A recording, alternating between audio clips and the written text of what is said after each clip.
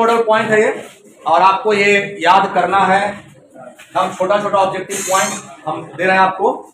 और सुन लीजिए, ये जो है वो केवल मैं आपको लिखूंगा विद्युत द्विध्रुव से रिलेटेड, जो है आपने विद्युत द्विध्रुव पढ़ा है उससे रिलेटेड ऑब्जेक्टिव क्वेश्चंस जो है वो आपको इस तरह से है, समझिएगा।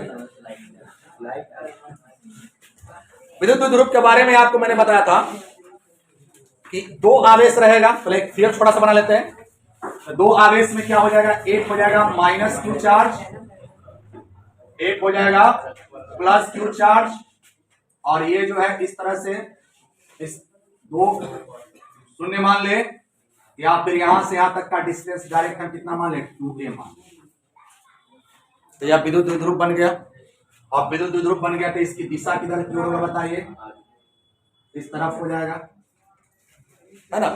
तो पहला क्वेश्चन आपसे पूछा जा सकता है,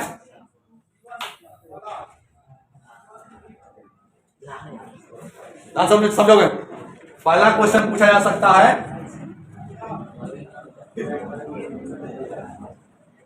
कुल आवेश,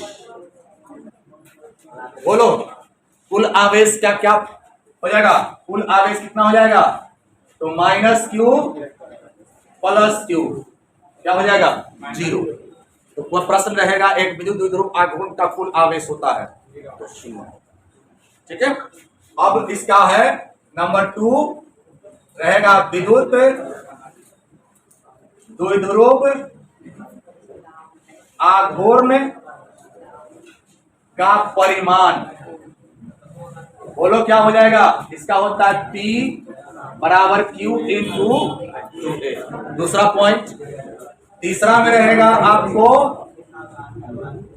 SI मात्रक, बोलो SI मात्रक क्या होता है, कूलाम मीटर, इस साल ही पूछा है, क्या हो जाएगा कूलाम मीटर, या आपको मैंने बताया था क्या केवाई। अगर कूलाम मीटर ही देगा, अगर वो नहीं देगा क्या देगा, केवाई देगा। कूलाम मीटर तो क्या, चौथा में मिल गया, बताइए क्या इसका, बीमीय सूत्र, बताइए बीमीय सूत्र क्या होगा इसका, आवेश का AT और L, है ना। इसके बाद रहेगा यह किस गुण का है, दिशा वाला है कि बिना दिशा वाला है, तो यह है दिशा वाला, तो ये हो जाएगा वेक्टर, है ना।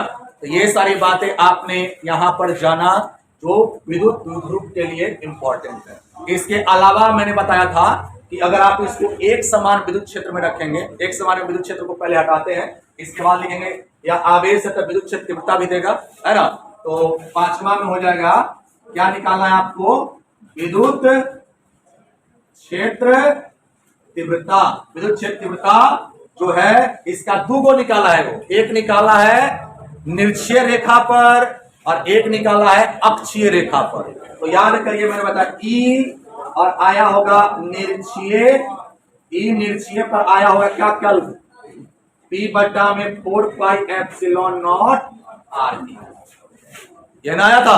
और उसके बाद बताइए इसमें जो है दूसरा क्या मिला, अभी तुरंत निकाला है मैंने, E अक्षीय या कितना आया बताइए, 2P बटा 4 पाई एप्सिलॉन नॉट R। अच्छा, इस दोनों में संबंध कुछ दिख रहा है, यहाँ पर 2 है और यहाँ पर 1 है, मतलब समझ रहे हैं, मतलब यह है कि 2 गो पंखा चला देंगे, आप बीचों बीच खड़ा होंगे, वहां पर जितना हवा लगेगा और फिर दूसरा एक सीध में खड़ा हो जाएंगे, उसमें जो हवा लगेगा तो किसमें ज्यादा लगेगा, जब एक सीध में खड़ा रहेंगे उस वक्त जो है हमको सामने वाला से दुगना हवा महसूस होगा। तो इसमें अगर आपको कभी कभी दोनों का अनुपात पूछ देता है, अनुपात समझते हैं कि भाई कितना का, 2 अनुपात 1 का हो जाएगा रेशियो जो है, या 1 अनुपात होगा, जिस तरह से पूछेगा। ये मैंने केवल फॉर्मूला लिख दिया आपको। अब एक और चीज मैंने बताया था, एक समान कहां पर, विद्युत क्षेत्र में। अगर एक समान विद्युत क्षेत्र हो तो याद करो कुल बल कितना आया था, एक समान विद्युत क्षेत्र में कुल बल क्या मिला था हमको, कुल बल मिला था F नेट बराबर 0, बताया था ना। एक समान विद्युत क्षेत्र में रखोगे तो कुल बल का मान 0 होगा।